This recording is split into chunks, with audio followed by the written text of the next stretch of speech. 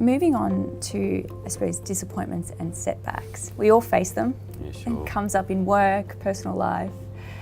What do you do to best manage these twists and turns, ups and downs? I wish I could answer that question. I'd probably market that and make a lot of money.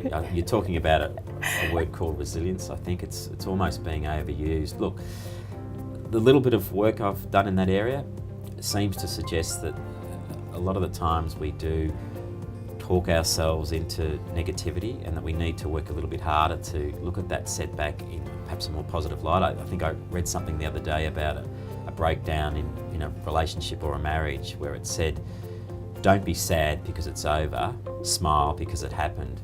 And we have to take these setbacks and look at really what they're offering us. Often they're a challenge that has awoken us to where we need to improve, or they're a sign that we need to head in different directions. So it's all about the stories we create in our mind and the positive affirmations that we're feeding our brain. And I think mindfulness, to be honest with you, being able to calm our mind is a really important weapon against a setback taking control and spinning us into a negative spiral. So I'm a great advocate of mindfulness, of stilling the mind. I do it every day at least once.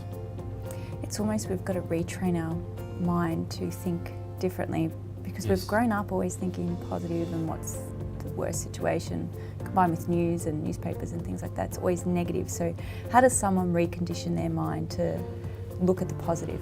Well, I think that firstly, it's not necessarily always looking at the positive, it's not accepting the negative. So absolutely stopping the mind and getting into the moment of what you're doing, of the scenery around you, of all the different sensory issues around you is a great way to stop the mind coming up with the reoccurring negative thoughts. So that's what I say. I think mindfulness is excellent. I've also dabbled in affirmations, so tapes that spin over positive things. I'm not an expert in this. I find having conversations with people sometimes that can put you back into reality a really useful tool of getting into the moment, and also of cutting out negative thoughts that are coming at you.